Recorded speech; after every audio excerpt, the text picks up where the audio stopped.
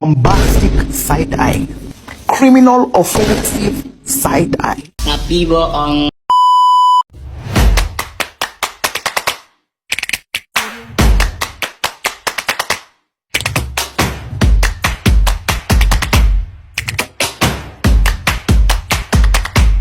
Assalamualaikum warahmatullahi wabarakatuh. Saya Fajra Kadam dari PKPI 2 NIM 2414-5399. Di sini saya akan menjawab soal-soal UTS dari Ibu Puji di Rahayu SPD MPD selaku dosen pengampu pendidikan Pancasila. Dan saya ke jawaban nomor 1. Ketentuan mengenai pendidikan Pancasila di perguruan tinggi diatur dalam Undang-Undang Nomor 12 Tahun 2012 tentang pendidikan tinggi. Pasal 35 ayat 3 undang-undang ini menyebutkan bahwa kurikulum pendidikan tinggi wajib memuat pendidikan agama, pendidikan Pancasila, pendidikan kewarganegaraan, dan bahasa Indonesia untuk membekali mahasiswa dan karakter yang kuat sebagai warga negara Indonesia. Nomor 2, tanggapan dan saran. Tanggapan, fenomena ini mencerminkan tantangan nyata dalam mewujudkan masyarakat yang benar-benar mengamalkan Pancasila, terutama dalam konteks saling menghormati dan menjunjung tinggi kemanusiaan. Saran, peran media sosial untuk menyebar nilai positif. Media sosial dapat dijadikan sarana untuk menyebarkan konten positif yang mengedukasi masyarakat tentang pentingnya saling menghormati. Kampanye dan gerakan sosial di media dapat melibatkan figur publik dan influencer yang memiliki pengaruh luas. 3. Pertumbuhan paham kebangsaan Indonesia mulai muncul pada awal abad ke-20.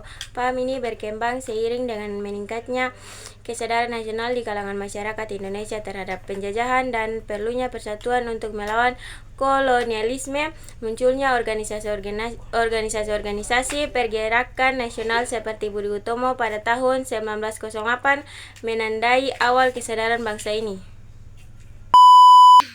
Yang keempat, Pancasila sebagai sistem filsafat berarti Pancasila dipahami sebagai landasan berpikir yang mendasari cara pandang bangsa Indonesia terhadap berbagai aspek kehidupan. Sebagai sebuah sistem filsafat, Pancasila mencakup prinsip-prinsip yang mengatur hubungan antara individu, masyarakat, dan negara dengan nilai-nilai yang universal dan integral.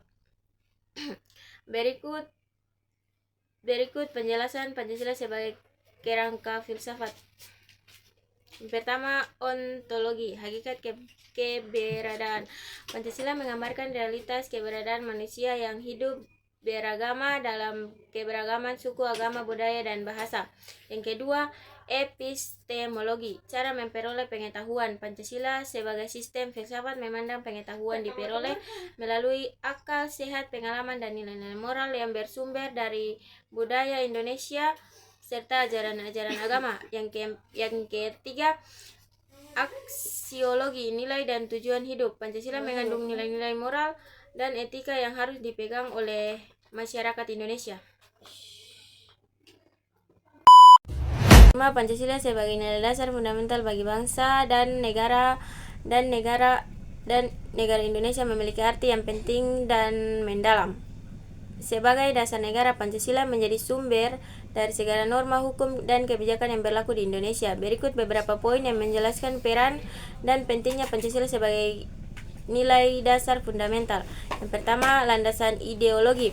Pancasila menjadi ideologi yang mempersatukan bangsa Indonesia dengan keberagaman suku, agama, dan budaya. Pancasila berfungsi sebagai perekat yang menjaga kesatuan dan persatuan. Yang kedua, pedoman dalam kehidupan bernegara. Pancasila menjadi paduan dalam penyelenggaraan kehidupan berbangsa dan bernegara. Yang ketiga, sumber nilai moral dan etika. Pancasila bukan hanya menjadi landasan formal negara, tetapi juga menjadi pedoman etis yang membimbing perilaku masyarakat. Yang keempat, wawasan kebangsaan unik.